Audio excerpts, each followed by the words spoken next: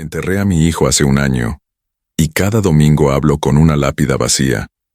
Me llamo Alejandro Herrera, tengo 43 años, y lo único que me mantiene con vida es la esperanza de que, al otro lado, mi hijo Mateo pueda oírme cuando le hablo. Hoy, mientras la lluvia cae sobre el cementerio Panteón Francés de la Ciudad de México, siento el peso del mármol frío bajo mis dedos y el olor a tierra mojada mezclado con las flores marchitas que traigo cada semana. El viento trae el lejano tañido de las campanas de la iglesia, y susurro las mismas palabras que he repetido desde que lo enterré. Hijo, perdóname por no haber llegado a tiempo para salvarte del fuego.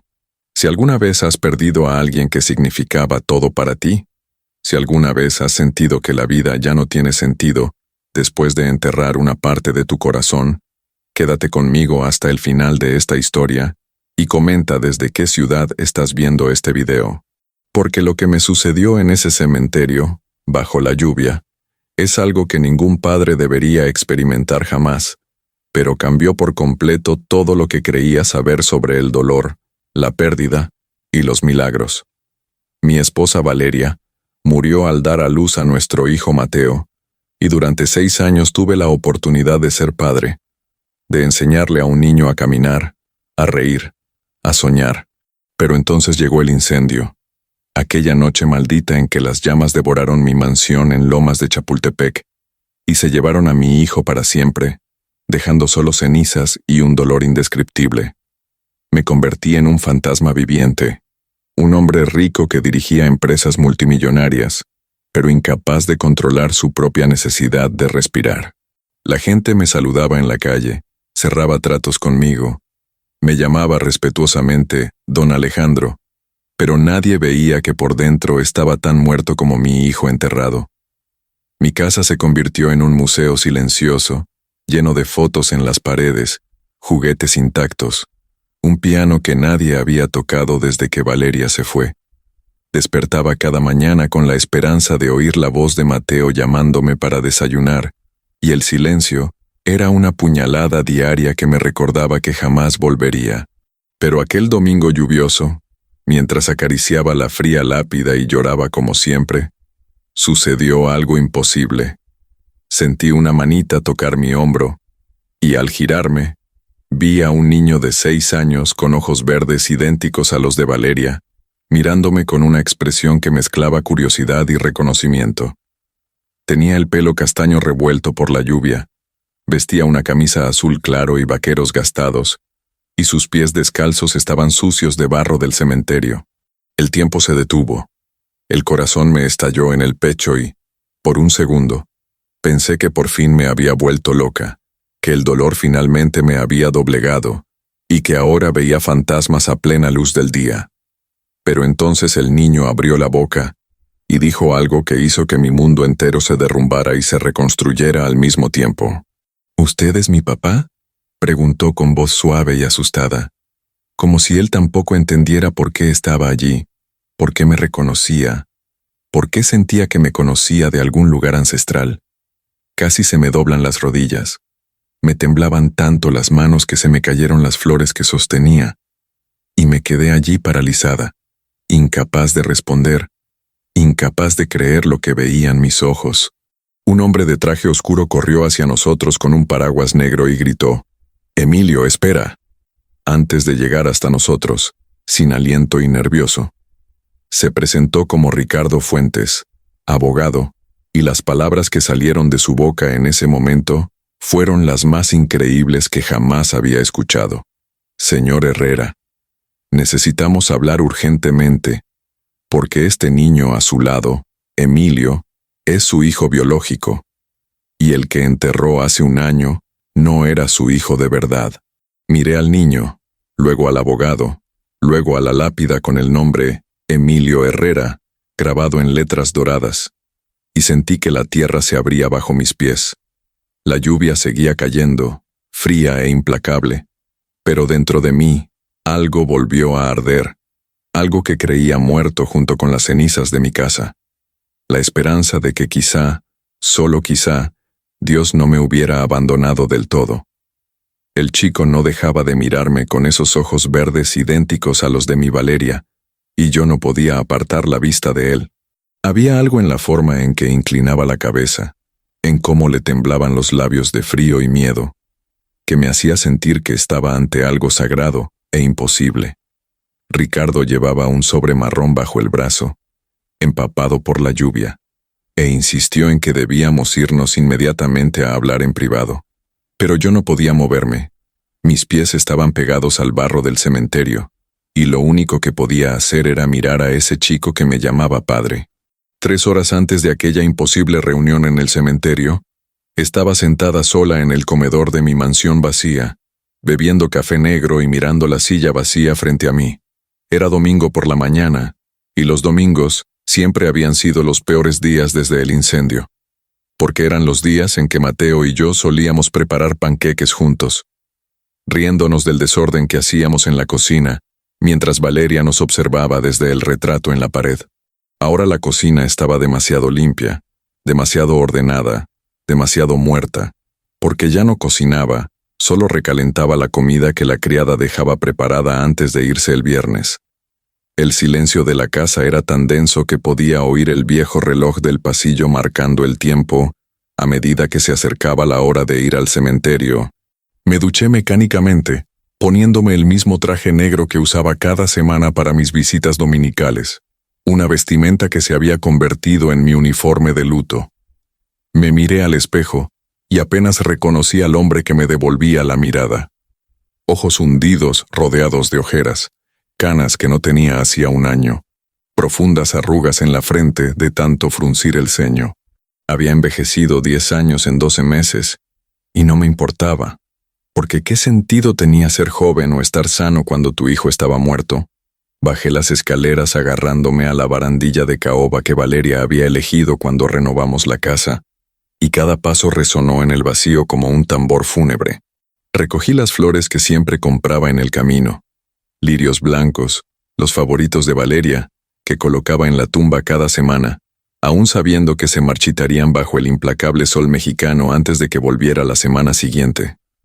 El chofer, don Carlos, ya me esperaba en la puerta con el auto, como cada domingo del último año, pero lo despedí con un gesto de la mano.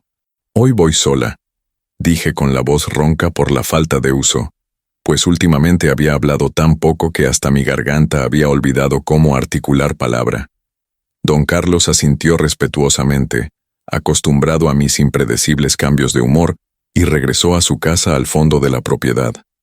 Recorrí las calles de la Ciudad de México en silencio, con la radio apagada porque la música me dolía de una forma inexplicable. Cada canción parecía evocar recuerdos de Valeria cantando en la cocina, o de Mateo tarareando desafinado en el coche, y era más fácil existir en silencio que enfrentar esos recuerdos. El tráfico del domingo era ligero. La mayoría de la gente aún dormía o estaba en casa con sus familias, viviendo vidas normales donde los niños no morían, ni las esposas desaparecían. Pasé por un parque donde vi a un padre empujando a su hijo en un columpio, y tuve que apartar la vista rápidamente. La escena era una tortura visual que no podía soportar. Cuando llegué al Panteón Francés, el cielo ya estaba oscuro, cubierto de nubes de tormenta. El aire estaba cargado de esa electricidad que precede a la lluvia. Tomé los lirios del asiento del copiloto y crucé la verja de hierro del cementerio, con los pies conociendo el camino de memoria, tras 52 semanas haciendo el mismo recorrido. Pasé junto a las tumbas de personas que no conocía, pero cuyos nombres había memorizado sin darme cuenta. María González, que murió a los 23 años. José Martínez, que vivió 90. La familia Domínguez, enterrada junta tras un accidente de coche. Cada nombre era una historia de pérdida, y sentí una conexión mórbida con todos ellos. La tumba de Mateo se encontraba en la sección más nueva del cementerio, bajo un árbol que proporcionaba la sombra suficiente para mantener el mármol relativamente fresco, incluso en los días más calurosos. La lápida era sencilla pero elegante, tal como Valeria la habría querido. Mármol negro con letras doradas, sin ornamentación excesiva, solo el nombre, las fechas y una frase que yo había elegido. Amado hijo de Alejandro y Valeria, Me arrodillé ante ella, con el pantalón del traje empapado por la humedad del césped, y retiré con cuidado las flores marchitas de la semana anterior, reemplazándolas por lirios frescos. Las flores viejas estaban marrones y quebradizas, desmoronándose al tacto, un recordatorio tangible de cómo todo lo bello, al final, muere. Hijo, empecé, con la voz quebrada como siempre en esos momentos. Papá está aquí otra vez, como te prometí. Hablarle a una lápida era una locura, lo sabía, pero era la única forma que me quedaba de conectar con Mateo, la única forma de sentir que no había desaparecido del todo del universo. Le conté sobre mi semana, sobre las reuniones de negocios que había llevado a cabo casi sin pensar, sobre el contrato que cerré sin sentir ninguna satisfacción, sobre las noches en vela, imaginando lo diferentes que habrían sido las cosas si hubiera revisado la instalación eléctrica de la casa antes del incendio. Debí haberte salvado, susurré, con la voz entrecortada por los sollozos. Debí haber llegado a tiempo. Debí haberte sacado de esa habitación antes de que las llamas te alcanzaran. Y fue precisamente en ese momento, mientras las lágrimas corrían por mi rostro y la primera gota de lluvia caía del cielo gris, que sentí esa pequeña mano tocar mi hombro.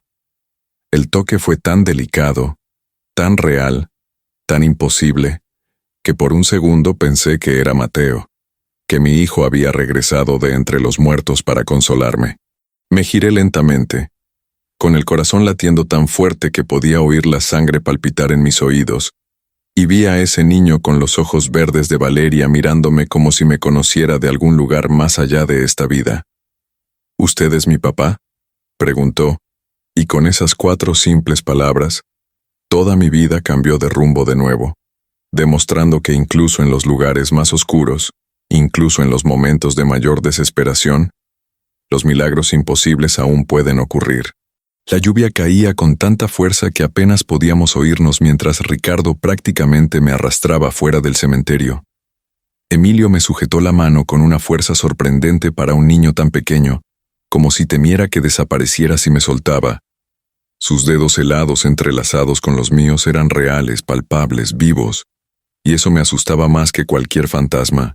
Entramos en el coche de Ricardo, un sedán negro que olía a cuero nuevo y papel mojado, y el silencio dentro era tan denso que podía oír los latidos de mi propio corazón. Emilio se sentó a mi lado en el asiento trasero, y no podía dejar de mirarlo, estudiando cada detalle de su rostro como si fuera un mapa que me guiara hacia las respuestas que necesitaba desesperadamente. Ricardo conducía en silencio, con la mirada nerviosa fija en mí por el retrovisor, claramente incómodo por la situación explosiva que había provocado. «Señor Herrera», dijo finalmente, con voz tensa y cautelosa, «sé que esto es un shock imposible de asimilar, pero necesito que entienda que he pasado los últimos 6 meses investigando este caso. Me contó que trabajaba para un bufete de abogados especializado en negligencia médica y que habían recibido una denuncia anónima sobre un intercambio de bebés en el Hospital San Angelín hacía 6 años. Me sentía mareado. Sus palabras me llegaban como si vinieran del agua, distorsionadas e irreales, mientras Emilio apoyaba la cabeza en mi brazo, temblando de frío. Quise gritar, quise sacudir a Ricardo y exigirle que me explicara cómo era posible que mi hijo estuviera vivo, cuando yo misma vi cómo bajaban el ataúd a la tumba. Pero las palabras se me atragantaban, ahogadas por un torbellino de emociones que no podía identificar. Ira, esperanza, terror, alegría, incredulidad, todo a la vez desgarrándome el pecho. Ricardo paró el coche frente a un café en la colonia Roma, un lugar discreto con los cristales empañados por la lluvia y poca gente dentro. «Aquí podemos hablar con calma», dijo, pero no había nada de calma en el temblor de mis manos al abrir la puerta del coche. Emilio salió conmigo, aún sujetándome la mano, y cuando nuestras miradas se cruzaron, vi algo en él que me paralizó. Reconocimiento, como si su alma supiera quién era yo aunque su mente no comprendiera cómo. Entramos en el café, y el aroma a café recién hecho y pan dulce me trajo una extraña sensación de normalidad en medio del caos absoluto en que se había convertido mi vida en los últimos 20 minutos. Ricardo pidió 3 chocolates calientes, y nos sentamos en una mesa en la esquina, lejos de la gente, donde la tenue luz proyectaba sombras sobre el rostro cansado del abogado. Emilio bebió su chocolate lentamente, con la mirada oscilando entre mí y Ricardo con una expresión confusa y asustada. «Mi hijo», logré decir finalmente con la voz ronca y quebrada. «Mi hijo murió hace un año en un incendio. Yo estaba allí. Lo vi todo». Ricardo negó lentamente con la cabeza y abrió el sobre marrón que había traído del cementerio, ahora parcialmente seco pero aún manchado de agua. Extendió los documentos sobre la mesa, actas de nacimiento, informes médicos, fotografías de historiales hospitalarios llenos de sellos y notas manuscritas. «Señor Herrera», dijo Ricardo con voz grave y profunda, «hubo una confusión en el Hospital San Ángel Inn el día que su esposa Valeria dio a luz. Explicó que Valeria había ingresado al hospital embarazada de gemelos, pero sufrió complicaciones muy graves durante el parto que le causaron la muerte. Uno de los bebés nació sano, pero el otro nació con graves problemas respiratorios y fue trasladado de inmediato a la UCI neonatal. Esa misma noche, otra madre en el hospital, Carmen Ávila, también dio a luz a una niña que lamentablemente falleció horas después por complicaciones cardíacas. Y entonces Ricardo pronunció las palabras que hicieron estallar mi mundo. Hubo una confusión con los registros médicos, señor Herrera, y el bebé que se llevó a casa no era su hijo biológico.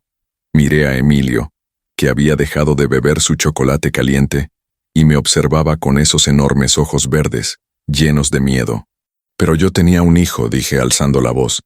«Crié a Mateo durante 6 años, lo vi crecer, lo amé». Ricardo asintió, con las manos temblando mientras revisaba los papeles. «El niño que usted crió como Mateo era en realidad la hija de Carmen Ávila, que fue registrada erróneamente como varón debido a otro error en el hospital», explicó. Y cada palabra fue un golpe en el pecho. Y mientras intentaba asimilar toda aquella locura, Emilio susurró algo que me destrozó. «Así que, ¿no tengo a nadie?». Las palabras de Emilio resonaron en mi cabeza como campanas fúnebres. «Así que, ¿no tengo a nadie?». Miré a ese niño de 6 años, perdido y asustado, y algo dentro de mí se quebró de una forma distinta a cuando perdí a Mateo.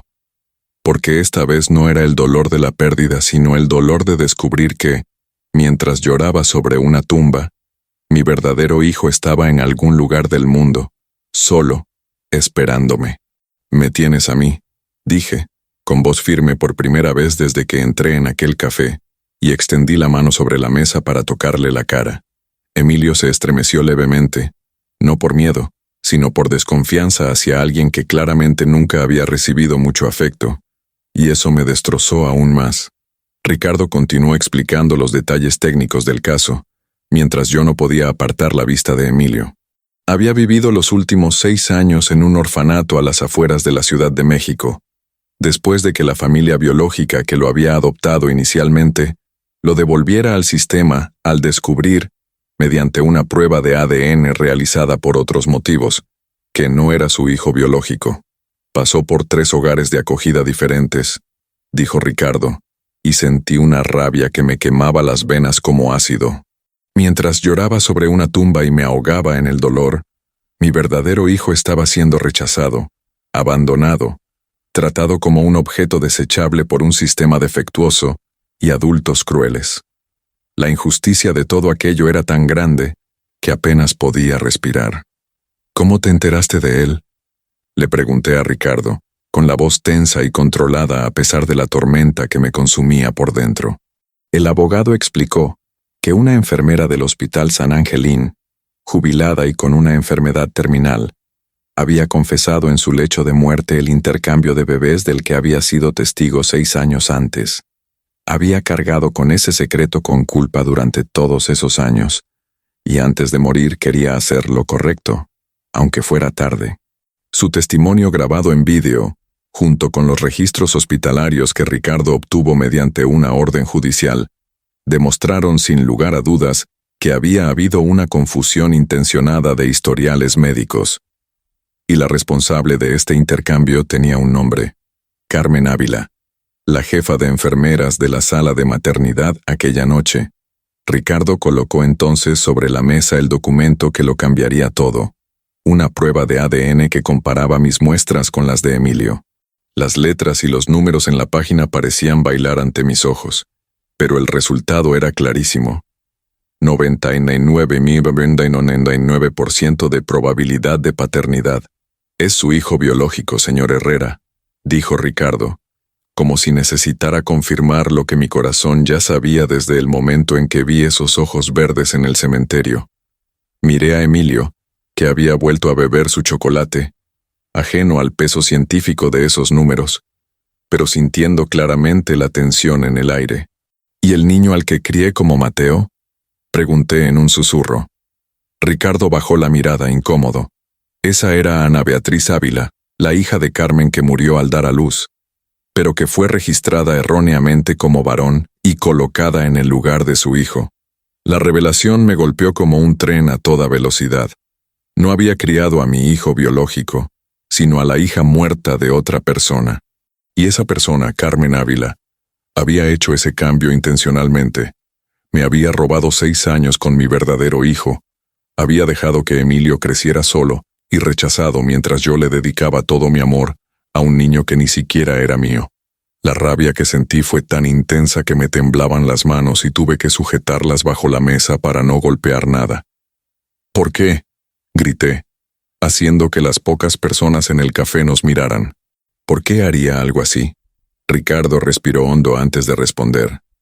Carmen no pudo superar la muerte de su propia hija, y cuando vio que tu bebé estaba sano y que tu esposa había muerto, cambió los registros médicos para evitarle a su familia el dolor de enterrar a un niño. Sentí náuseas. La injusticia y la crueldad de todo aquello eran demasiado para asimilar. Carmen me había arrebatado a mi hijo, me había dado un niño muerto para criar, y cuando ese niño murió en el incendio, enterré a alguien que ni siquiera era mío, mientras mi verdadero hijo sufría en orfanatos y hogares de acogida que no lo querían. ¿Dónde está Carmen ahora?, pregunté con la voz cargada de una furia que jamás había sentido. Ricardo vaciló, claramente temeroso de mi reacción. Murió hace 3 meses, señor Herrera, de cáncer, antes de que pudiéramos iniciar ningún proceso penal contra ella. La noticia de que la mujer responsable de destruir mi vida ya estaba muerta me dejó un vacío aún mayor, porque ahora ni siquiera tenía a quién dirigir mi ira. Entonces Emilio hizo algo que me sacó de esa espiral de odio. Puso su pequeña mano sobre la mía, que aún temblaba de rabia, sobre la mesa. «Señor», dijo con esa voz suave y cariñosa, «¿está bien?». Y en ese momento, al mirar esos ojos verdes idénticos a los de Valeria, comprendí que no importaba lo que Carmen hubiera hecho, no importaba cuántos años nos hubieran robado. Lo que importaba era que mi hijo estaba vivo, estaba aquí, me tocaba la mano y me preguntaba si estaba bien. Y por primera vez en un año, desde el incendio que lo destruyó todo, sentí algo más allá del dolor.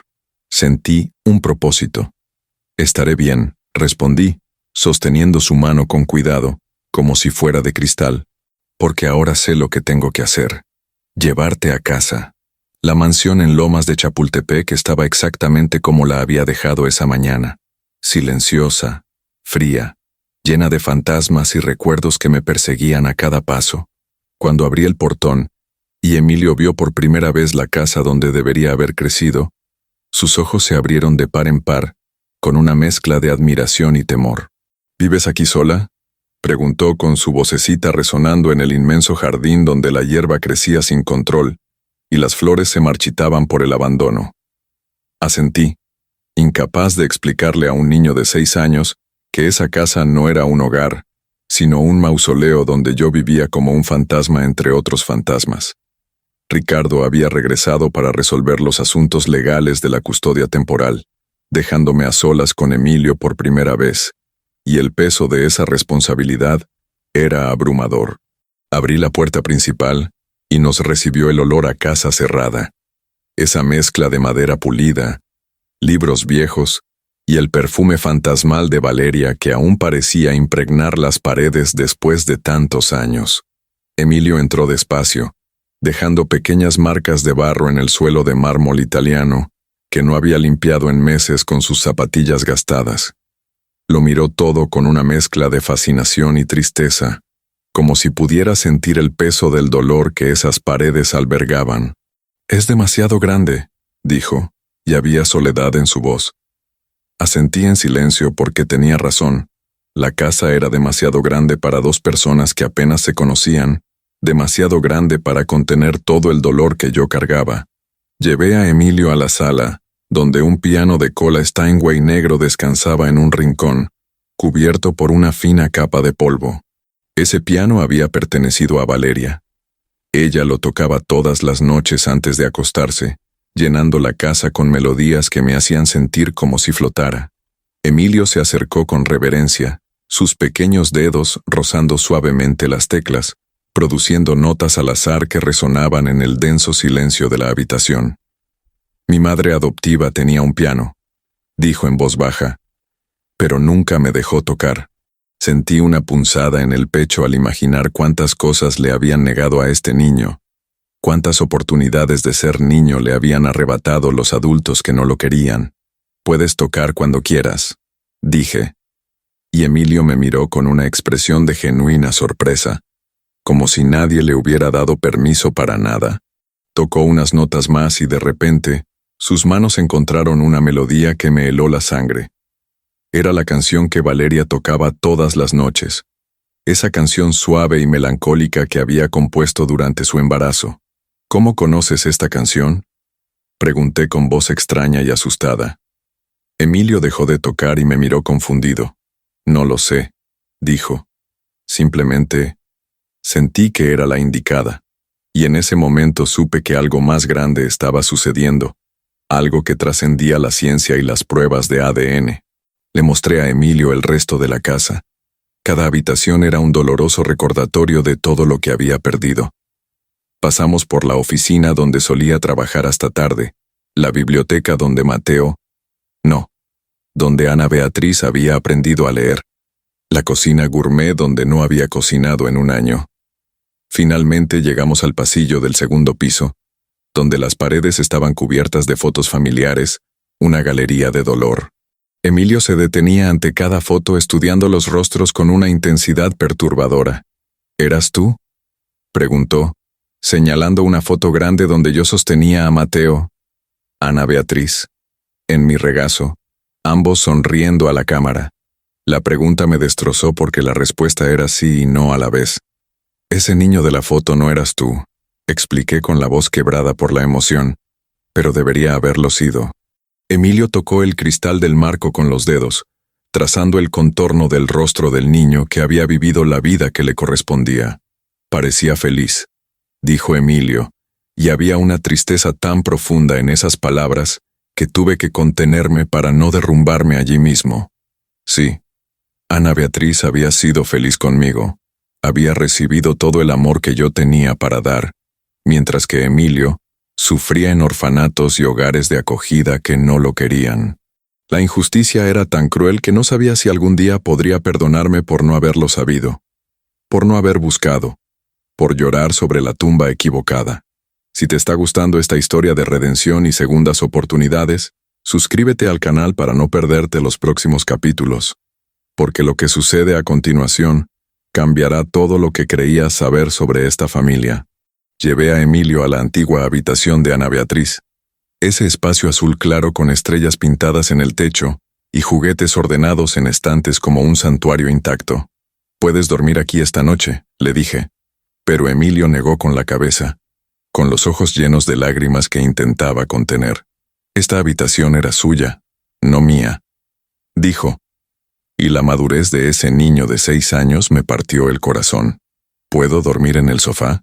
Me arrodillé frente a él, mirándolo a los ojos verdes, una copia perfecta de los de Valeria, y le prometí algo que no sabía si podría cumplir. «Emilio, esta es tu casa ahora, y vamos a convertirla en un verdadero hogar, juntos».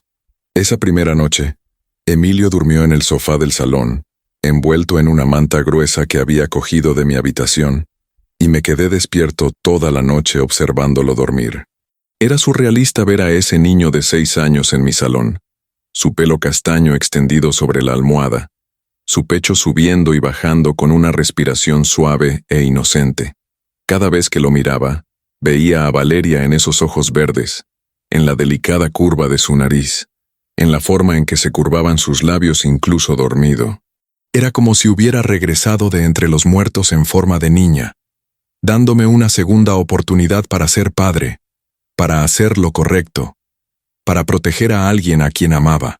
Cuando salió el sol y sus rayos entraron a raudales por los enormes ventanales del salón, Emilio despertó sobresaltado, como si no recordara dónde estaba.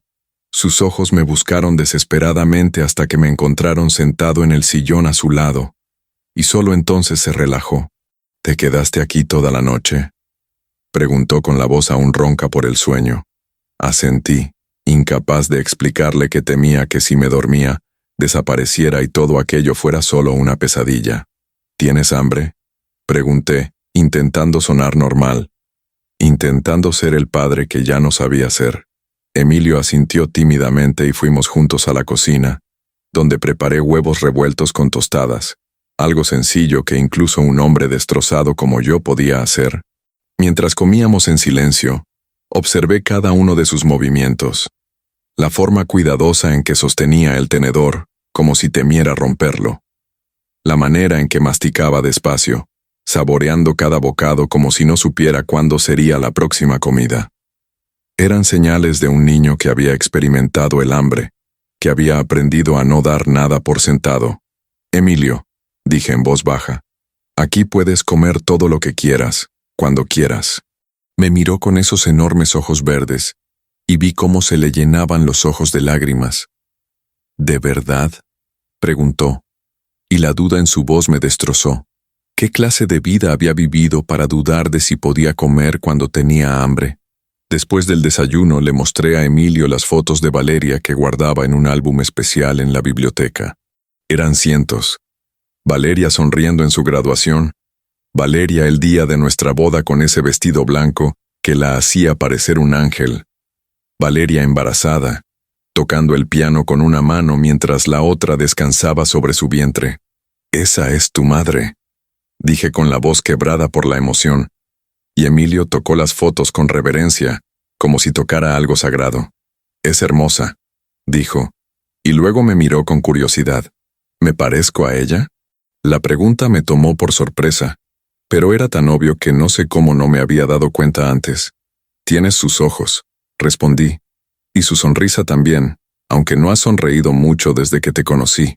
Pasé horas contándole a Emilio historias sobre Valeria, cómo era pediatra y amaba a los niños por encima de todo, cómo tocaba el piano desde los 5 años, cómo me conquistó tocando Chopin en una fiesta. Emilio absorbía cada palabra con una sed que iba más allá de lo físico. Era una sed de identidad, de saber de dónde venía, de comprender quién debería haber sido. ¿Me quería?, preguntó de repente, y la vulnerabilidad de su pregunta me destrozó. «Te quería más que a nada en el mundo», respondí. Y era cierto. Valeria había soñado con ese embarazo. Había planeado hasta el último detalle de la habitación del bebé. Había elegido nombres e imaginado futuros. Y luego murió al traer a Emilio al mundo, y él creció sin saber que había sido tan amado incluso antes de nacer. Por la tarde, Emilio volvió al piano y empezó a tocar de nuevo. Sus manitas encontraban melodías que un niño de 6 años no podía comprender.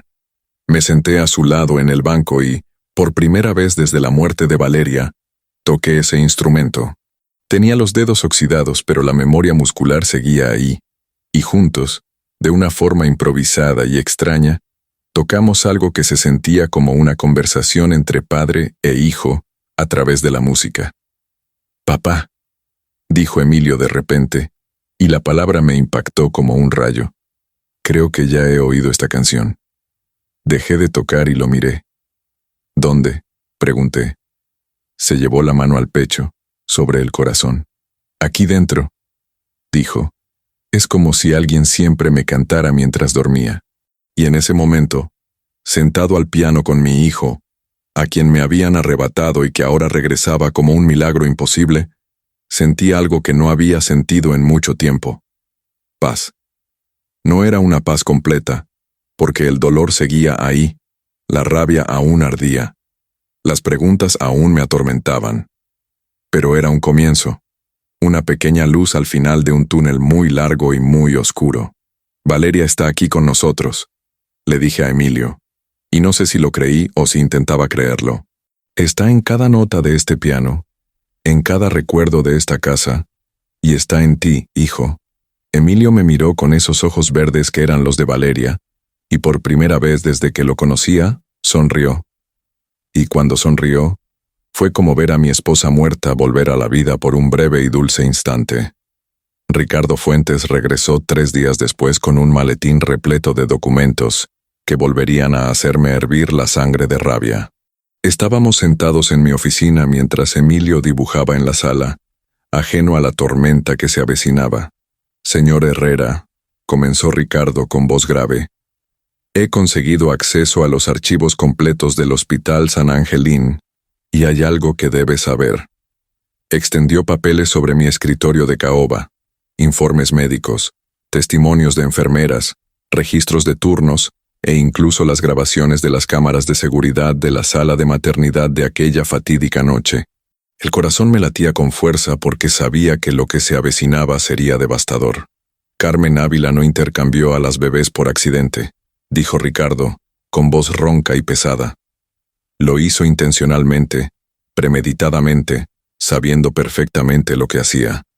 Me mostró el testimonio de una enfermera de guardia esa noche, una mujer llamada Rosa, que había cargado con la culpa en silencio durante 6 años. Rosa confirmó que Carmen, al descubrir que su sobrina Ana Beatriz había muerto minutos después de nacer, entró en pánico y vio una oportunidad cuando Valeria también falleció. Intercambió a las bebés deliberadamente, explicó Ricardo, sabiendo que estabas sola, viuda, y que no lo cuestionarías porque estabas en estado de shock por la pérdida de Valeria. La frialdad calculada de sus palabras me produjo náuseas. Carmen se había aprovechado de mi dolor, había usado mi pena como escudo para su crimen. Me había dado un bebé muerto para criar mientras abandonaba a mi verdadero hijo al sistema. ¿Y el hospital lo sabía?, pregunté, con la voz temblorosa por la rabia contenida. Ricardo negó con la cabeza. La administración del hospital no lo sabía en ese momento, pero cuando empezaron a surgir sospechas años después, lo encubrieron para evitar escándalos y demandas. Me mostró correos electrónicos internos donde los directores discutían sobre manejar la situación con discreción y proteger la reputación de la institución. La corrupción sistémica de todo aquello me hizo querer destruir algo, romper algo, hacer que alguien pagara por lo que había hecho. Hay más, continuó Ricardo, y yo no sabía cómo podía haber más, cómo podían empeorar las cosas. Me mostró los extractos bancarios de Carmen Ávila de los últimos 6 años, y había transferencias regulares de una cuenta que él había rastreado hasta la fundación del Hospital San Angelín. Le pagaron a Carmen para que se callara, dijo Ricardo. 10,000 pesos al mes durante 6 años hasta su muerte. El hospital le había pagado dinero a la mujer que destruyó mi vida. Había financiado su silencio mientras mi hijo sufría en orfanatos. La traición institucional era tan profunda que apenas podía asimilarla. Voy a destruir este hospital, dije con voz baja y amenazante. Voy a quitarles hasta el último centavo y lo usaré para asegurarme de que esto no le vuelva a pasar a ninguna otra familia. Ricardo me entregó entonces el documento más doloroso de todos, el informe de servicios sociales sobre Emilio. Tenía páginas y páginas que detallaban los 6 años de vida de mi hijo, cada línea más devastadora que la anterior. Emilio había sido devuelto al orfanato por su primera familia adoptiva cuando tenía 2 años, después de que una prueba de ADN revelara que no era su hijo biológico. La segunda familia lo devolvió a los 4 años porque presentaba problemas de conducta, un cruel eufemismo para referirse a un niño traumatizado. La tercera familia lo tuvo solo 6 meses antes de decidir que no encajaba. Cada rechazo había roto una parte de ese niño, y yo no estaba allí para recomponerla. Hay informes de negligencia en 2 de los hogares de acogida, dijo Ricardo con voz cargada de compasión. Encontraron a Emilio desnutrido una vez, y también se menciona castigo físico en otra ocasión. Las lágrimas de rabia me quemaban los ojos al leer esos informes, imaginando a mi pequeño, solo, asustado, siendo golpeado por quienes debían protegerlo. Mientras yo lloraba sobre una tumba y me revolcaba en la autocompasión, Emilio aprendía que el mundo era un lugar cruel donde nadie lo quería. ¿Por qué nadie me dijo nada antes? Grité, y mi voz resonó en la oficina. ¿Por qué tardaron 6 años en descubrir la verdad? Ricardo no tenía respuesta, porque no había respuesta suficiente. El sistema había fallado, el hospital había mentido, Carmen había muerto sin pagar y Emilio había sufrido las consecuencias. Miré por la ventana de la oficina y vi a Emilio en el jardín, persiguiendo una mariposa con una alegría tímida que me partió el corazón. Tenía todas las razones para ser un niño roto, amargado y enfadado, pero aún así, de alguna manera, lograba encontrar belleza en una mariposa. No quiero dinero del hospital, le dije a Ricardo, con la decisión bien clara. Quiero justicia. Quiero que admitan públicamente lo que hicieron. Quiero que la gente sepa que Carmen Ávila me robó a mi hijo y que el hospital la ayudó a encubrirlo. Ricardo asintió, comprendiendo que no se trataba de dinero, sino de la verdad. Hagámoslo público, continué, y usemos el dinero que recaudemos para crear una fundación que garantice que ningún niño pase por lo que pasó Emilio.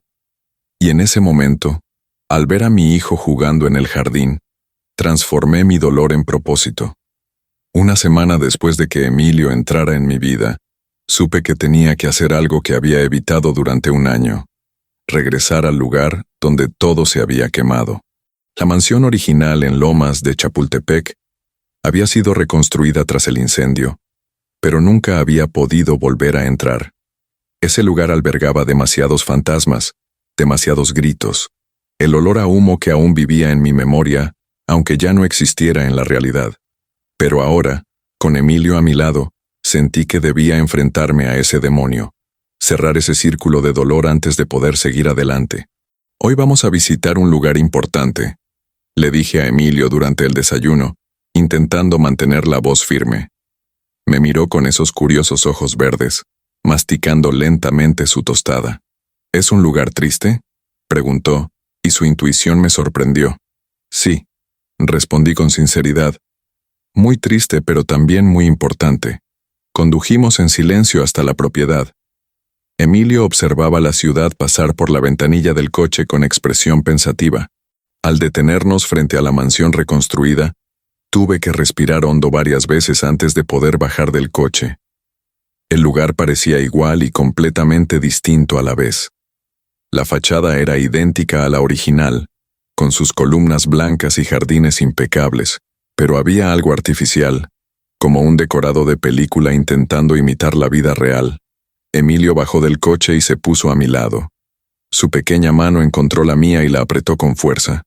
¿Qué pasó aquí?, preguntó con voz baja y respetuosa, como si pudiera sentir el peso de la tragedia que ese lugar albergaba. Aquí fue donde todo cambió, respondí, incapaz de dar más detalles. Abrí la puerta y caminamos por el jardín impecablemente cuidado, mantenido por un equipo al que le pagaba pero que nunca veía. Cada paso hacia la casa principal me aceleraba el corazón, me faltaba el aire y me sudaban las manos de ansiedad. Emilio notó mi tensión y me apretó la mano con más fuerza, como intentando darme valor. «Papá», dijo en voz baja, usando esa palabra que todavía me hacía querer llorar cada vez que la oía. «No tenemos que entrar si no quieres». Pero tenía que hacerlo, porque no se puede curar lo que no se afronta, y ese lugar era la herida más profunda que tenía. «No», dije, con una voz más firme de lo que esperaba. «Tenemos que hacerlo juntos». Entramos en la casa y el olor a pintura fresca y madera recién pulida me inundó las fosas nasales, tan distinto del olor a humo y cenizas que recordaba de la última vez que estuve allí. La distribución era idéntica, cada habitación reconstruida exactamente igual que antes, pero sin alma, sin los recuerdos en las paredes, sin los años de vida que la vieja casa albergaba. Llevé a Emilio a la que había sido la habitación de Ana Beatriz, y al abrir la puerta, el recuerdo de aquella noche me golpeó con toda su fuerza. Las llamas trepando por las cortinas, el humo negro y sofocante, mis gritos desesperados mientras intentaba llegar a la habitación, pero el fuego me lo impedía. Había logrado salir, pero no había logrado salvar al niño que creía que era mi hijo. Fue aquí, dije con la voz quebrada. Fue aquí donde lo perdí todo. Emilio entró en la habitación vacía, reconstruida pero sin muebles, sin vida, solo paredes blancas y un suelo de madera. Caminó hasta el centro y se quedó allí de pie, con los ojos cerrados, como si intentara sentir algo. «Papá», dijo tras un largo silencio, «no creo que lo hayas perdido todo». Abrió los ojos y me miró con una sabiduría impropia de un niño de 6 años. «Me encontraste, y eso significa que aún hay algo que reconstruir». Sus palabras me impactaron profundamente, sencillas pero conmovedoras, y comprendí que tenía razón. Aquel incendio había destruido una vida, pero también había sido necesario para que yo descubriera la verdad, para que Emilio y yo nos encontráramos. Nos sentamos en el frío suelo de la habitación vacía, padre e hijo uno al lado del otro, y le conté a Emilio toda la historia del incendio. Le expliqué que había sido un fallo eléctrico causado por una mala construcción, que los bomberos habían llegado demasiado tarde, que había intentado entrar, pero la intensidad de las llamas me lo había impedido. La niña que murió aquí, le expliqué, eligiendo mis palabras con cuidado. No eras tú, sino alguien a quien quería como si lo fueras. Emilio asimiló esto en silencio, su mente procesando las complejidades de una situación difícil de comprender, incluso para los adultos. ¿La echas de menos?, preguntó, y la pregunta era tan sincera y directa que no pude responder con otra cosa que no fuera la verdad. Sí, dije. Echo de menos a la niña que conocí, pero ahora sé que eres tú a quien debería haber conocido desde el principio. Nos quedamos allí horas, hablando de dolor, pérdida, destino y segundas oportunidades. Emilio me contó sus miedos de no ser suficiente, de que lo devolviera como las otras familias. «Te lo prometo», le dije, sosteniendo su rostro entre mis manos y mirándolo a los ojos verdes, los mismos de Valeria. «Te prometo que pase lo que pase, por muy difícil que se ponga, eres mi hijo y siempre lo serás». Vi cómo se le llenaban los ojos de lágrimas, y entonces se arrojó a mis brazos con una fuerza desesperada, llorando por todos los años de abandono, por todas las noches que se había dormido, pensando que nadie lo quería, y abracé a ese niño que me habían arrebatado y juré que nunca más, mientras viviera, volvería a sentirse solo. «Esta casa se quemó», dije con la voz entrecortada por la emoción, «pero no dejaremos que el fuego destruya nuestro futuro. Construiremos algo nuevo, algo mejor, algo que sea nuestro». Y allí, en medio de esa habitación vacía donde tanto dolor había ocurrido, comenzamos a sanar juntos. 2 meses después de que Emilio entrara en mi vida, Ricardo me llamó con urgencia, pidiéndome que nos viéramos inmediatamente. Su tono al teléfono me puso nerviosa. Había algo diferente, algo importante que necesitaba decirme en persona. Fuimos al mismo café de la colonia Roma donde todo había empezado, ese lugar que ahora cargaba con el peso de haber sido el punto de inflexión en mi vida. Emilio estaba conmigo. Casi no se separaba de mí desde que visitamos la casa que se incendió, como si temiera que desapareciera si me perdía de vista.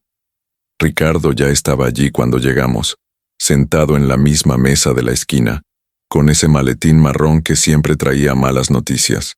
«Señor Herrera», comenzó Ricardo, hojeando los papeles con nerviosismo. «Se ha descubierto algo en los registros del cementerio que lo cambia todo». Se me hizo un nudo en el estómago porque no sabía qué más podía cambiar, qué más podía revelarse en esta historia, que ya era imposible de asimilar. Extendió los documentos sobre la mesa. Certificados de defunción, registros de entierro, fotografías de lápidas. Cuando enterraron a la niña que murió en el incendio, dijo Ricardo con voz grave, el nombre en el certificado de defunción era Mateo Herrera. Asentí, confundida sobre a dónde iba todo esto. Pero cuando revisé los registros originales del hospital de cuando nació Ana Beatriz, continuó, descubrí que el nombre registrado en la confusión era Emilio Herrera, no Mateo. La revelación me golpeó como un puñetazo en el estómago. La tumba donde había llorado durante un año, donde había dejado flores cada semana, donde había hablado con mi hijo muerto, llevaba el nombre de Emilio Herrera. No lo entiendo, dije, con la cabeza dando vueltas intentando asimilarlo. ¿Cómo es posible? Ricardo respiró hondo antes de explicarme. Carmen Ávila, cuando cambió a los bebés, registró al niño que te llevaste a casa como Emilio Herrera, el nombre de tu hijo biológico. Pero tú, sin saber del cambio, empezaste a llamarlo Mateo, el nombre que tú y Valeria habían elegido. Así que durante 6 años crié a un niño con un nombre que no era el suyo, y cuando murió en el incendio, el registro civil utilizó el registro original, Emilio Herrera. ¿Qué significa esto?, pregunté, aún intentando comprender las implicaciones. Ricardo miró a Emilio, que estaba sentado a mi lado bebiendo chocolate caliente y escuchando con atención. Significa que, técnicamente, oficialmente, Emilio Herrera lleva un año enterrado en ese cementerio, dijo, mientras que el verdadero Emilio, señaló a mi hijo a mi lado, estuvo vivo todo este tiempo. La macabra ironía era demasiado. Mi hijo había estado legalmente muerto mientras yo lloraba su nombre en una tumba que contenía la de otro.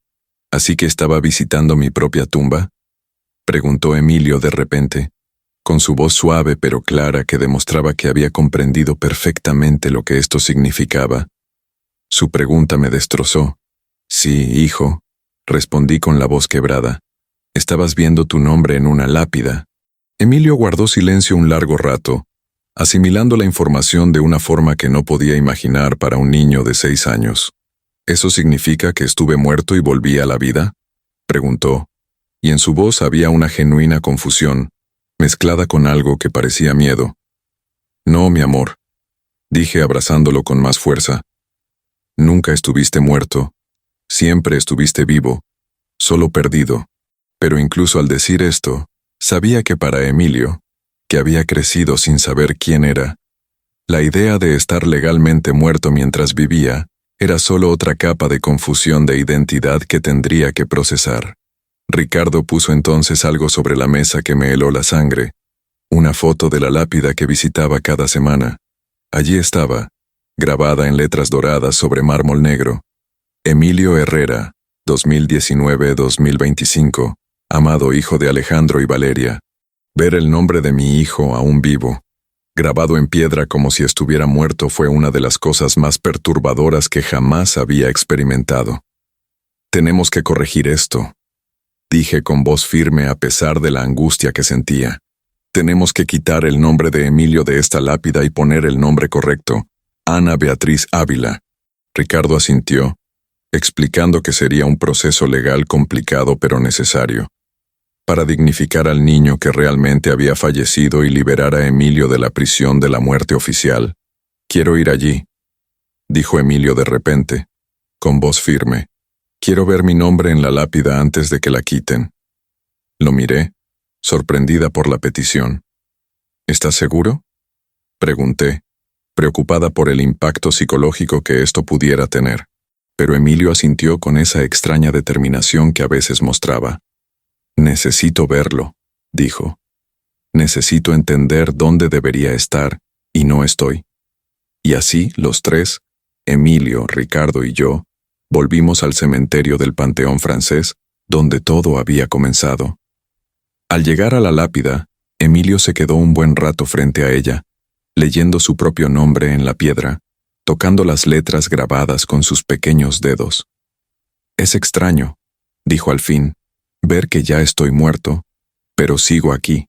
Me arrodillé a su lado con el corazón destrozado al tener que explicarle algo tan complejo y doloroso. Nunca moriste, Emilio, le dije, sujetándolo por los hombros y obligándolo a mirarme.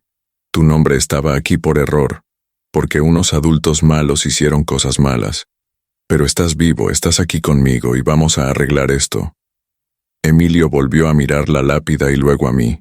¿Y la chica que sí murió?, preguntó. ¿Tendrá un lugar donde descansar? La compasión en esa pregunta, viniendo de un niño que tenía todas las razones para ser egoísta y amargado, me mostró la clase de persona que era mi hijo. Sí, le prometí. Le daremos a Ana Beatriz el lugar de descanso que se merece, con su verdadero nombre, para que ella también sea recordada. Y allí, junto a la tumba que llevaba el nombre equivocado, comenzamos el proceso de corregir los errores del pasado y honrar tanto a los vivos como a los muertos. 3 semanas después, con todos los permisos legales finalmente aprobados, regresamos al cementerio Panteón Francés para la ceremonia más extraña y emotiva de mi vida. Habíamos contratado a una empresa especializada para retirar la antigua lápida con el nombre de Emilio e instalar 2 nuevas.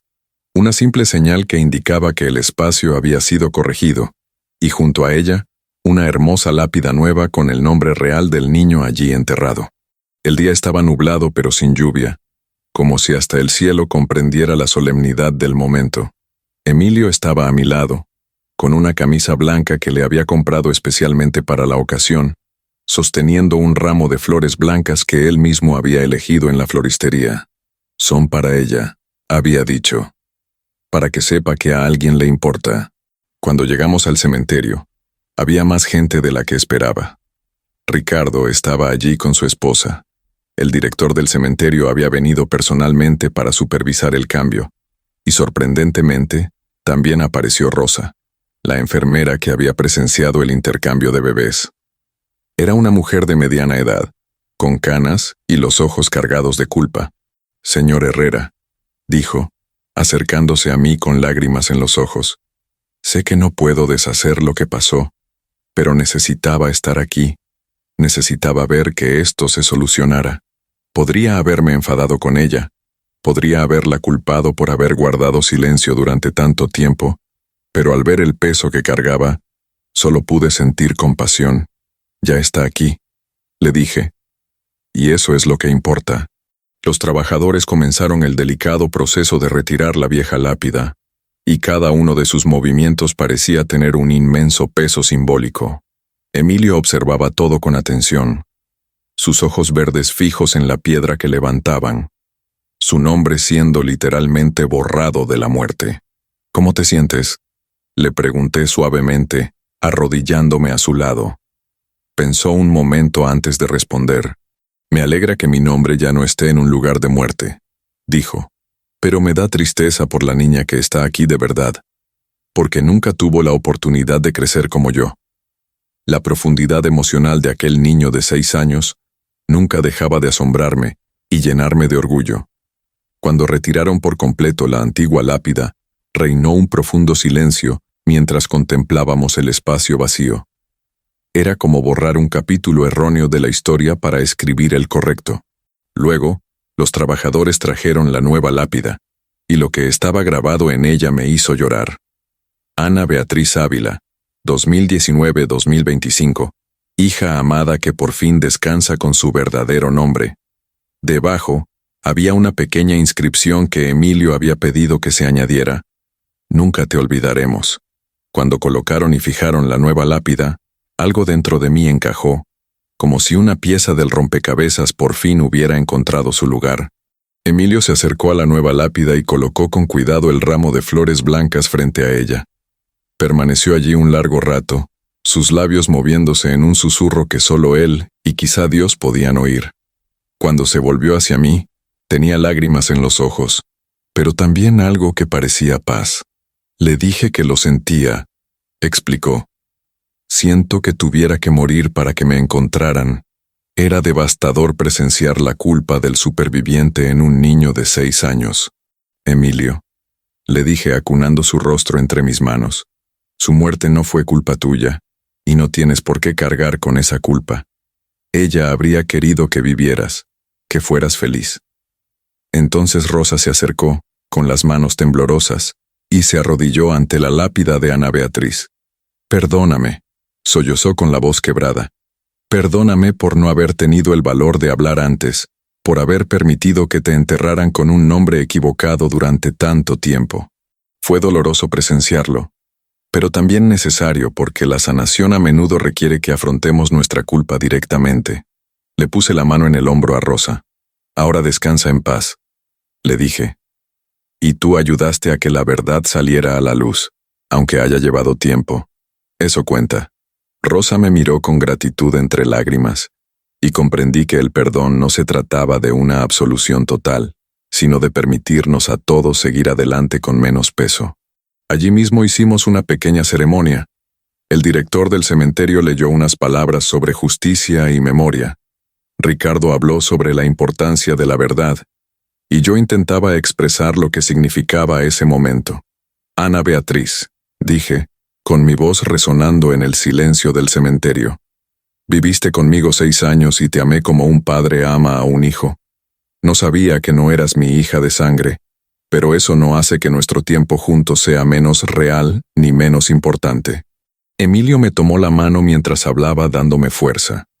Y ahora descansas con tu verdadero nombre, honrada y recordada, no como un error, sino como una vida que importó. Entonces Emilio dijo algo que me conmovió profundamente. Gracias por cuidarla cuando yo no pude, papá. Y allí, entre la tumba reparada y mi hijo reencontrado, comprendí que el amor no se limita a la biología y que podemos honrar tanto a los muertos como a los vivos, sin menospreciar a ninguno.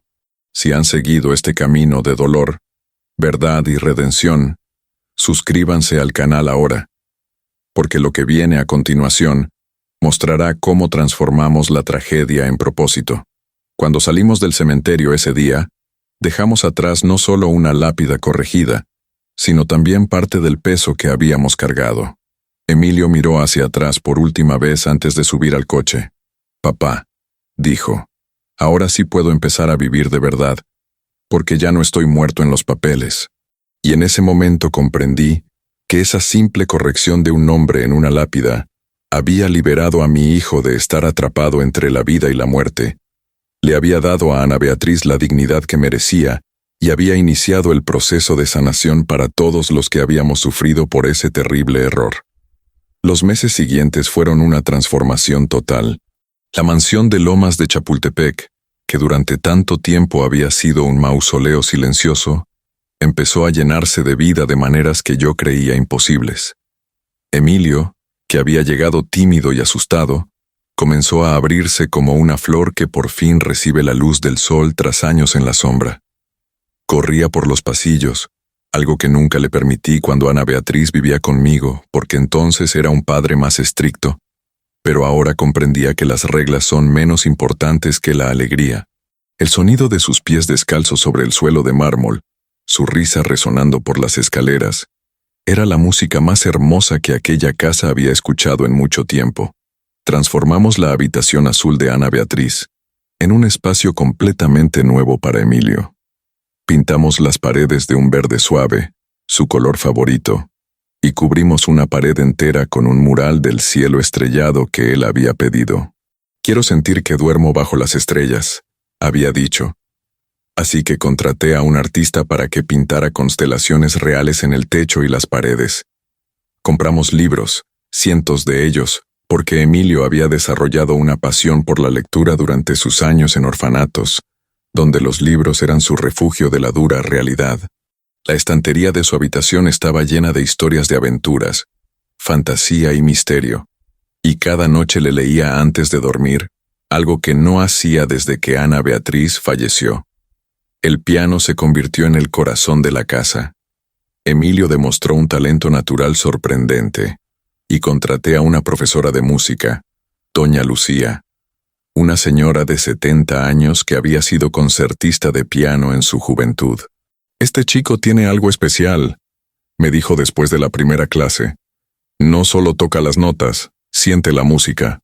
Emilio practicaba todos los días, y poco a poco empezó a tocar las mismas piezas que Valeria solía tocar.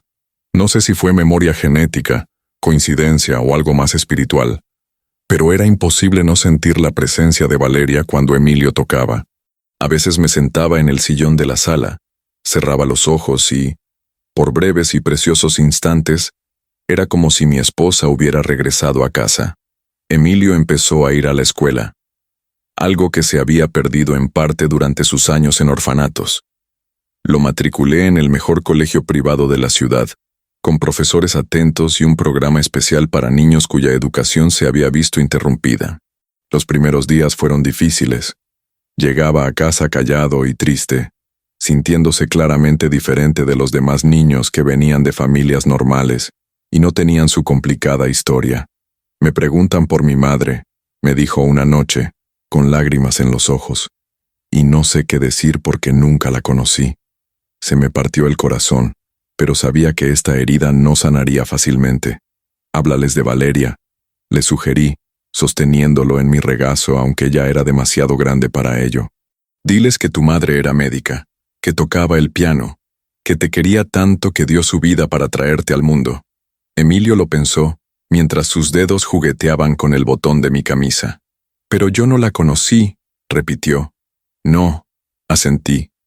Pero la conoces a través de mí, a través de las historias que te cuento, a través de la música que dejó, a través de los ojos que te regaló. Poco a poco, Emilio comenzó a formarse una imagen de Valeria en su mente.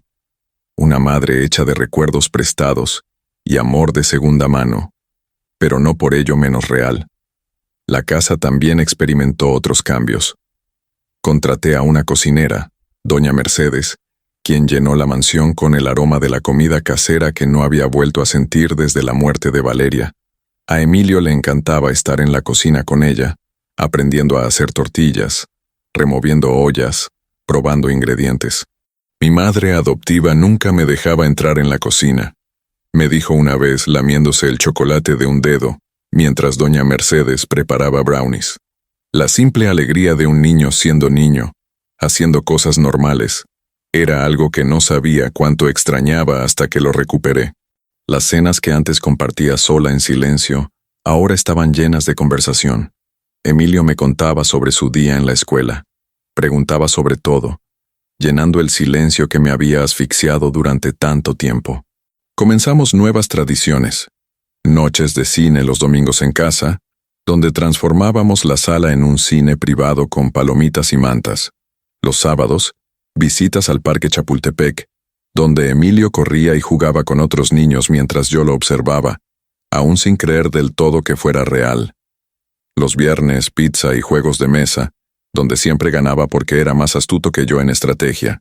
Papá, me dijo una noche después de ganar por quinta vez consecutiva una partida de ajedrez, ¿eres feliz?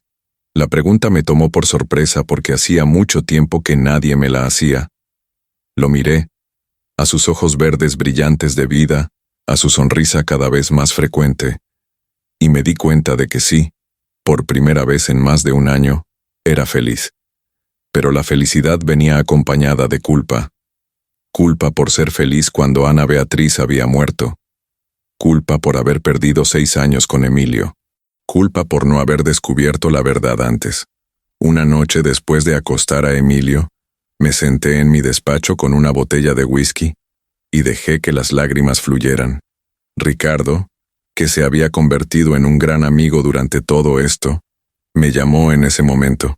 Alejandro, dijo al oír mi voz entrecortada. No puedes culparte por lo que no controlaste. Pero el control era precisamente el problema. Había controlado imperios empresariales. Había ganado millones. Tenía poder e influencia. Pero no había sido capaz de proteger a mi propio hijo.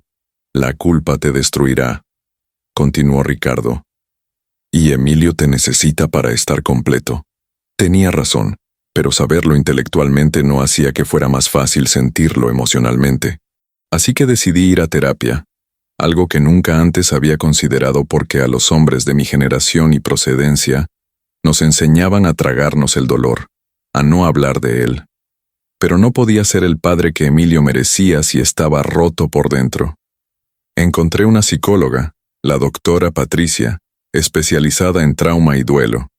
Las sesiones fueron duras, me obligaron a afrontar emociones que había enterrado profundamente. Pero poco a poco, semana tras semana, empecé a comprender que amar a Ana Beatriz no significaba traicionar a Emilio, que ser feliz ahora no borraba el dolor del pasado, que podía albergar alegría y tristeza al mismo tiempo, Y cuando volvía a casa después de esas sesiones, agotado emocionalmente pero más ligero, Emilio siempre parecía saberlo, y venía a abrazarme sin decir nada, simplemente estando presente. La demanda contra el Hospital San Angelín avanzaba rápidamente. Ricardo había construido un caso tan sólido que ni siquiera el ejército de abogados del hospital pudo refutarlo. Ofrecieron un acuerdo extrajudicial de 50 millones de pesos, una cantidad absurda que demostraba su desesperación por evitar un juicio público. Ricardo me llamó, entusiasmado con la noticia. Alejandro, eso es más dinero del que se consigue en la mayoría de los casos de negligencia médica, me dijo. Podrías asegurar el futuro de Emilio por generaciones. Pero cuando me senté en la oficina y analicé esa oferta de acuerdo, solo sentí un vacío inmenso. El dinero no me devolvería a Valeria, no recuperaría los 6 años perdidos con Emilio, no curaría a Ana Beatriz. Convoqué una reunión con el equipo legal y los representantes del hospital. El ambiente en la sala de conferencias era tenso. Los abogados, con sus costosos trajes, ocupaban un lado de la enorme mesa, y yo el otro, con Ricardo a mi lado.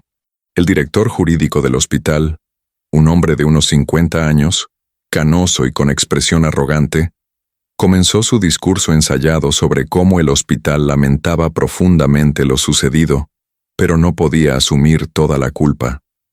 Cada palabra que salía de su boca me irritaba más, porque era obvio que todo aquello giraba en torno a proteger a la institución, no a la justicia.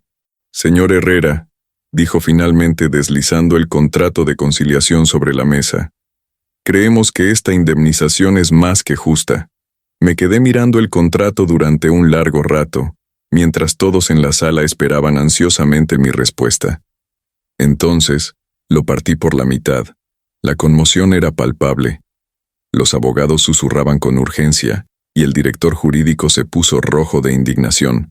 No quiero su dinero, dije con voz baja pero firme, que resonó en el tenso silencio. Quiero que admita públicamente lo que hizo. Quiero que reconozca que Carmen Ávila cometió un delito en su casa, y que le pagó para que guardara silencio. Quiero que implemente protocolos que garanticen que esto no le vuelva a suceder a ninguna otra familia. El director intentó argumentar sobre reputación y responsabilidad legal, pero lo interrumpí. Tiene 2 opciones. Acepta mis condiciones, o nos veremos en los tribunales, donde cada sórdido detalle de este caso saldrá a la luz. La reunión terminó sin acuerdo, pero una semana después el hospital regresó, esta vez con el presidente del consejo directivo en persona. Era un hombre mayor, quizá de 70 años, con ojos cansados que parecían cargar con el peso de muchas decisiones difíciles. Señor Herrera, dijo con una voz distinta a la de los abogados, más humana, tiene razón. Lo que ocurrió en nuestra institución fue una falta moral, no solo un error técnico. Me ofreció algo que ningún hospital había hecho jamás. Una admisión pública de responsabilidad, una rueda de prensa donde contarían toda la verdad y el compromiso de crear un nuevo departamento dedicado exclusivamente a prevenir la identificación errónea de pacientes. ¿Y qué hay del dinero?, pregunté.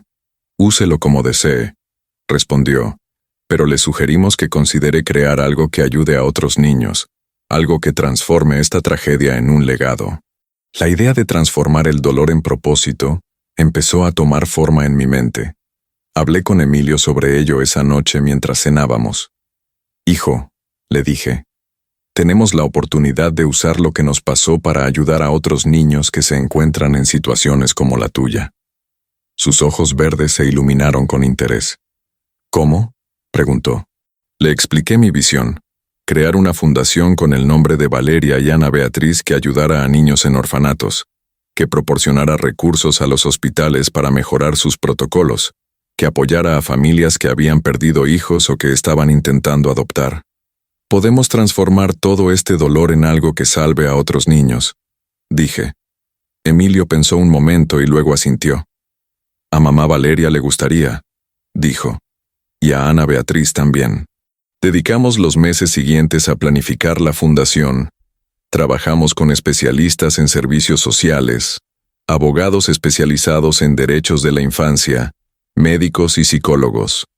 La Fundación Valeria y Ana Beatriz se inauguró oficialmente en una emotiva ceremonia a la que asistieron más de 200 personas, entre ellas representantes de orfanatos, hospitales y otras familias que habían sufrido tragedias similares. Emilio, con su mejor traje, estaba a mi lado en el escenario mientras pronunciaba el discurso de apertura. Esta fundación nació de la pérdida, dije, con mi voz resonando en la sala, pero su propósito es asegurar que menos familias tengan que pasar por lo que nosotros pasamos. Vi lágrimas en los ojos de muchas personas entre el público, incluida Rosa, la enfermera, que ahora colaboraba como voluntaria en la fundación como una forma de redención. La fundación comenzó a operar rápidamente. Renovamos 3 orfanatos en la Ciudad de México, mejorando las condiciones, contratando psicólogos y creando programas educativos.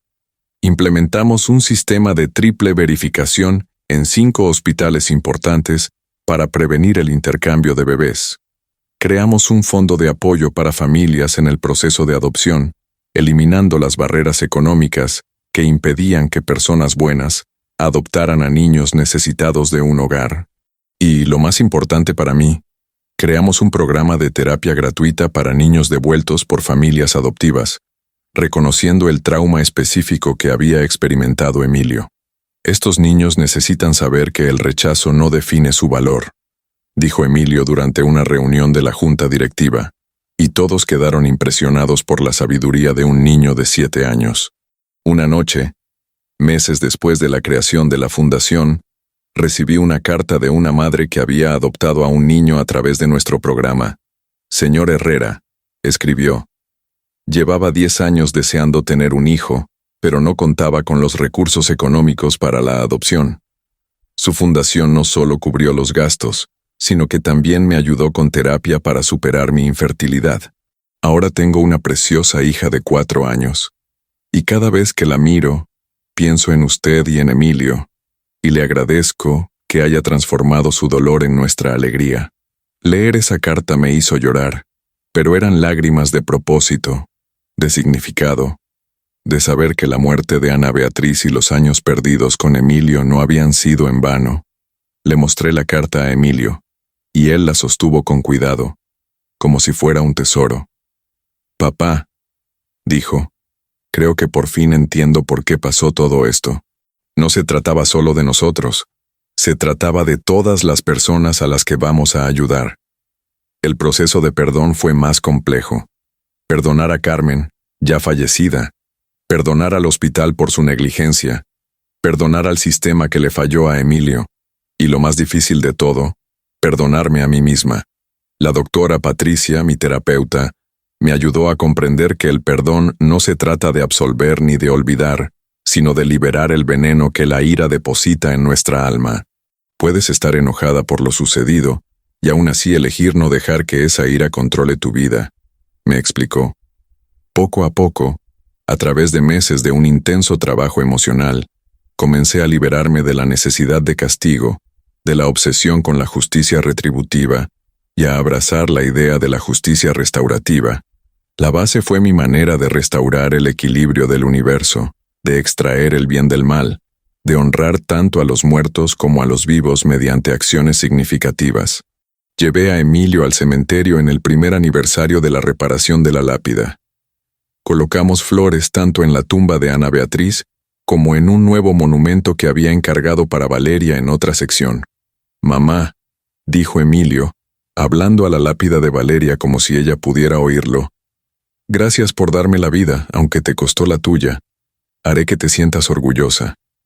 Luego nos sentamos en el césped entre las 2 tumbas, padre e hijo, en un cómodo silencio. Papá, dijo finalmente Emilio, ¿crees que Ana Beatriz me perdona por estar vivo cuando ella está muerta? La pregunta me destrozó porque reveló una culpa que cargaba y que yo ni siquiera sabía que existía. Hijo, le dije, abrazándolo con fuerza. Ana Beatriz no tiene por qué perdonarte porque no hay nada que perdonar. Ninguno de los niños tuvo la culpa. Eran solo bebés. La culpa recae sobre los adultos que tomaron decisiones terribles. Y allí, entre los muertos a quienes amamos, ambos elegimos vivir, elegimos perdonar, elegimos transformar la tragedia en legado. 6 meses después de la creación de la fundación, desperté con un sonido que no había oído en años.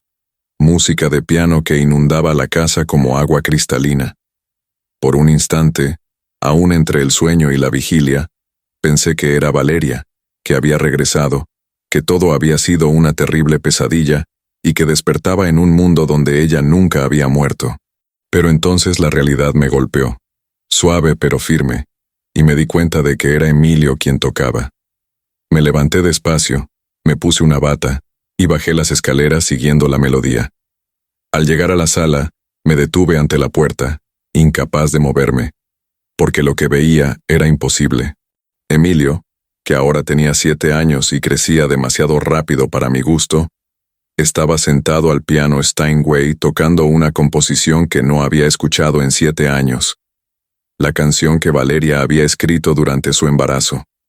Estaba segura de que nunca la había oído completa, porque yo ya no la tocaba y no tenía ninguna grabación en casa. Pero allí estaba, sus pequeños pero hábiles dedos moviéndose con seguridad sobre las teclas, creando la misma melodía que Valeria solía tocar cada noche. La emoción que me embargó fue tan fuerte, que tuve que agarrarme al marco de la puerta para no caerme. Era como si Valeria estuviera en la habitación con nosotros. Su presencia era tan real, que casi podía oler su perfume. Cuando Emilio terminó la canción, se quedó un momento en silencio, con las manos aún sobre las teclas y la cabeza ligeramente ladeada, como si escuchara algo que solo él podía oír. Emilio, dije con la voz quebrada por la emoción, ¿cómo conoces esta canción? Se giró en su asiento y sus ojos verdes se encontraron con los míos, con una expresión entre confusa y segura. No lo sé, papá, respondió. Me desperté hoy y la tenía en la cabeza, como si alguien me la hubiera tocado mientras dormía. Se llevó la mano al corazón. Está aquí. Siempre ha estado aquí. Solo esperaba el momento adecuado para salir. Me senté a su lado en el banco del piano, con los muslos rozándose, y coloqué las manos sobre las teclas junto a las suyas. Esta música era de tu madre, expliqué con la voz quebrada por la emoción. La compuso cuando estaba embarazada de ti, pensando en cómo sería conocerte, imaginando quién serías. Emilio miró las teclas y luego a mí. ¿Sabía que iba a morir?, preguntó, pillándome completamente desprevenida. No, respondí con sinceridad. No lo sabía, pero sabía que valía la pena correr cualquier riesgo para traerte al mundo. Toqué las primeras notas de la canción y Emilio se unió, y juntos interpretamos la composición de Valeria, padre e hijo, creando música donde antes solo había habido silencio y dolor. Después de terminar de tocar, nos sentamos en silencio, la última nota aún resonando suavemente en la habitación. Papá, dijo Emilio con voz baja pero firme. Creo que en realidad nunca nos dejó. Lo miré, confundida. Mamá Valeria, aclaró. Creo que está aquí con nosotros, quizá no como los vivos, sino de otra manera. Volvió a tocar las teclas suavemente. Está en la música, en las historias que cuentas, en mis ojos cuando me miro al espejo, en cada cosa buena que sucede. Su perspectiva sobre la muerte y la presencia me hizo comprender que quizá los niños entienden mejor que los adultos cómo el amor trasciende la muerte física. Los meses siguientes trajeron más cambios, pero cambios suaves, orgánicos y naturales.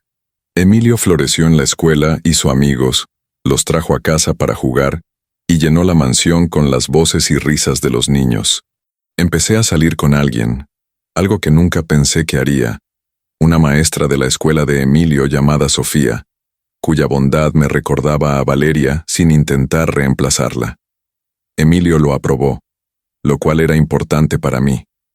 Papá merece ser feliz, me dijo cuando le pregunté qué pensaba de Sofía. Y mamá Valeria querría que no estuviera sola para siempre. Su madurez emocional seguía sorprendiéndome.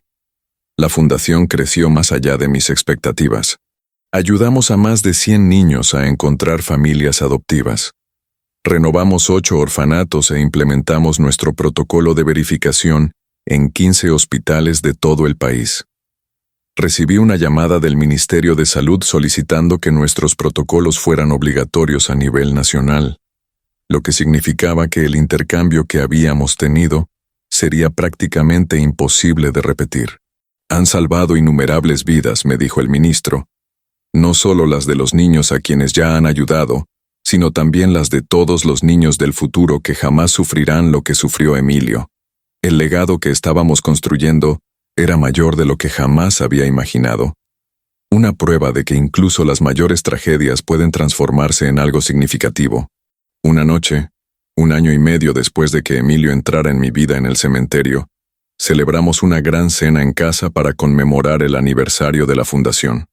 La casa estaba llena de gente, miembros de la junta directiva, familias a las que habíamos ayudado, personal, amigos. Emilio, con un traje pequeño que lo hacía parecer absurdamente mayor, saludaba a los invitados por toda la sala, contando su historia con una seguridad que no tenía cuando lo conocí. Lo observaba desde lejos con un orgullo desbordante, sin poder creer que aquel chico tan elocuente y alegre fuera el mismo que había llegado asustado y rechazado. Sofía me tocó el brazo con suavidad. «Lo hiciste bien», dijo. «Le diste una vida que valiera la pena vivir». Pero yo sabía que no era solo yo. Emilio me había salvado la vida tanto como yo a él. Cuando todos los invitados se marcharon y la casa por fin quedó en silencio, Emilio y yo nos sentamos en el jardín, bajo las estrellas. «Papá», dijo, mirando el cielo nocturno. «Si pudiera volver atrás en el tiempo y cambiarlo todo, asegurarme de que mamá Valeria no hubiera muerto, de que Ana Beatriz hubiera vivido, de que nada de esto hubiera pasado, no sé si lo haría». La afirmación me impactó. «¿Por qué?», pregunté, genuinamente confundida. Me miró con esos ojos verdes que eran los de Valeria. «Porque entonces no seríamos quienes somos ahora», explicó. «La fundación no existiría. Esos 100 niños no habrían encontrado familias. Tú y yo no tendríamos esta conexión que tenemos». Hizo una pausa, eligiendo cuidadosamente sus palabras. «No me alegra que la gente muriera ni que sucedieran cosas malas, pero me alegra en quién nos hemos convertido gracias a ello». La profundidad filosófica de un niño de 7 años me dejó sin palabras. Tenía razón, de una manera hermosa y devastadora a la vez. No podíamos deshacer el pasado, no podíamos resucitar a los muertos, no podíamos recuperar los años perdidos, pero sí podíamos elegir qué hacer con el tiempo que teníamos ahora. Podíamos decidir si dejar que el trauma nos destruyera o nos transformara. «Eres más sabio que yo, hijo», le dije, abrazándolo, «pero creo que eso lo heredaste de tu madre, porque Valeria siempre veía la luz incluso en la oscuridad».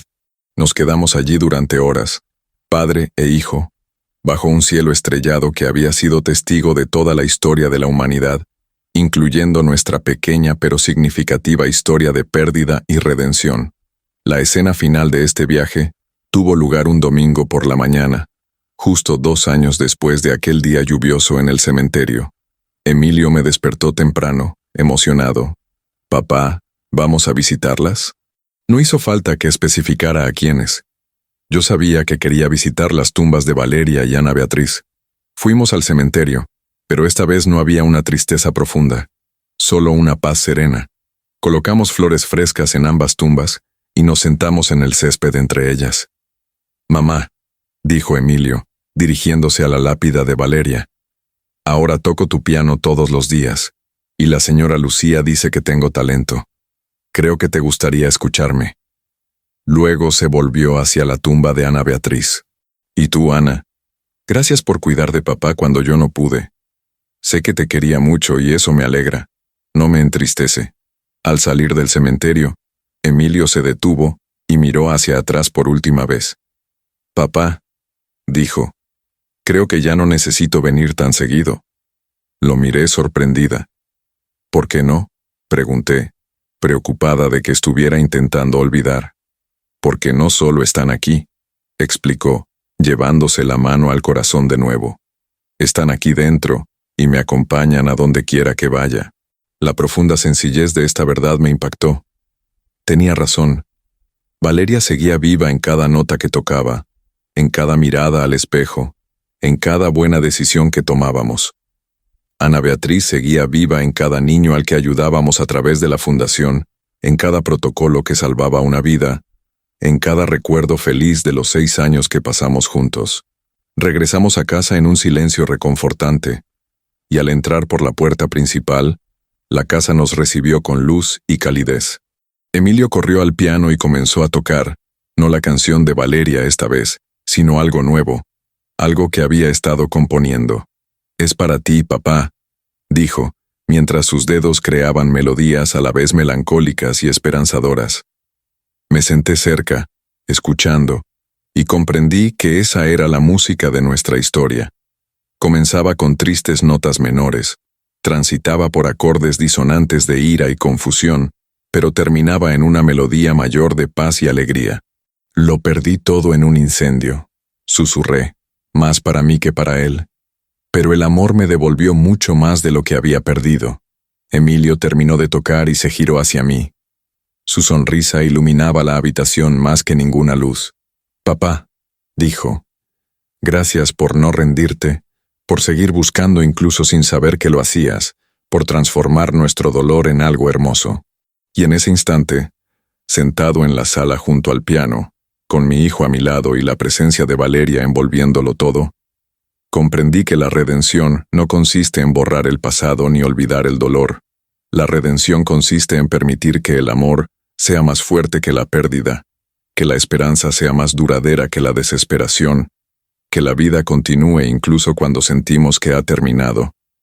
«Te quiero, hijo», dije, palabras sencillas pero cargadas con el peso de 2 años imposibles. «Yo también te quiero, papá», respondió. Y esas palabras fueron el último milagro en una historia llena de milagros imposibles. Si esta historia te conmovió, si crees en el poder transformador del amor y la redención, suscríbete al canal y déjanos un comentario diciéndonos desde qué ciudad estás viendo este video. Comparte esta historia con alguien que necesite recordar que incluso en las mayores tragedias, hay esperanza de un nuevo comienzo. Y recuerda, a veces lo perdemos todo para descubrir lo que realmente importa, y lo que realmente importa no es lo que tuvimos, sino en quién nos convertimos a través del camino de regreso a casa. Muchas gracias por seguir esta historia, y que encuentres tu propia música incluso en el silencio más profundo.